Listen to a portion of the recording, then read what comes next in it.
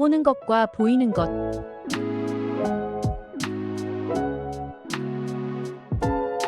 23세에 혼자 되신 어머니의 유복녀로 태어난 딸이 있었다. 어머니의 희생적인 수고로 유학도 하고 나중에는 저명한 대학교 교수가 되었다. 고등학교 이후 교회를 떠났던 딸은 어머니의 권면으로 교회에 나가게 되었다. 그런데 잠시 교회를 둘러보는데 실망이 컸다. 여자들이 모여서 남자들 험담을 하고 장로가 다가와서는 처음 본 자신에게 아들 대학 입학을 청탁하고 회의실에서는 다투는 소리가 문 밖으로 새어나왔다.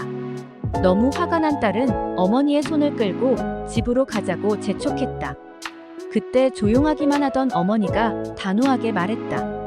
나는 평생 교회에 다니면서 예수님만 봤는데 너는 딱 하루 교회에 와서는 참 많이도 봤구나. 이 말에 딸 교수는 무너졌다. 생각 없이 교회에 다닌다고 생각했던 어머니가 아니었다. 어머니의 보는 수준과 자기의 보는 수준은 하늘과 땅보다 큰 것이었다. 누구든 자기의 수준만큼만 보이는 것입니다. 우리는 많은 것을 보며 삽니다. 그런데 대개 내 눈에 보인다고 하는 것은 가까이 있는 것입니다. 먼 것은 잘 보이지 않습니다. 가까이 있는 것이 보입니다. 자꾸 거짓이 보인다면 내가 거짓에 가까이 있다는 것입니다. 자꾸 교만이 보인다면 내가 교만에 가까이 있다는 것입니다. 사기꾼의 눈에는 사기꾼이 가장 잘 보이는 것입니다. 섬기는 사람 옆으로 가보십시오. 섬김만 보입니다. 기도의 사람 옆으로 가보십시오. 기도의 능력을 보게 될 것입니다. 인격의 변화는 믿음의 발걸음에 있습니다. 믿음은 눈에 보이는 것을 넘어서 하나님을 볼 줄 아는 것입니다. 하나님의 사랑은 녹아서 작아지는 비누와 같습니다. 비누는 사용할 때마다 자기 살이 녹아서 작아지며 드디어 흔적도 없이 사라집니다. 그러나 그때마다 상대의 더러움을 없애줍니다. 만일 녹지 않는 비누가 있다면 쓸모없는 물건에 지나지 않을 겁니다.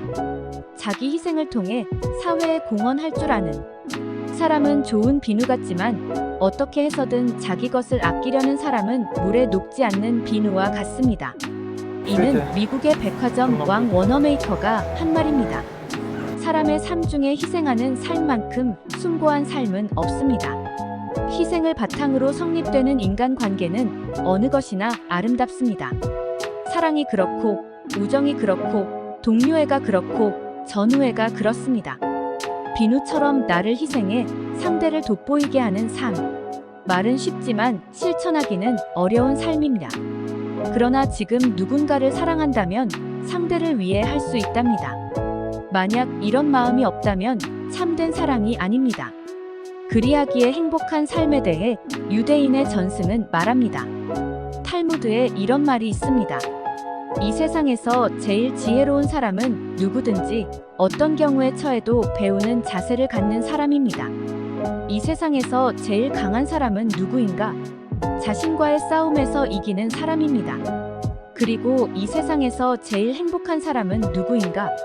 지금 이 모습 이대로를 감사하면서 사는 사람입니다. 행복은 감사와 정비례합니다.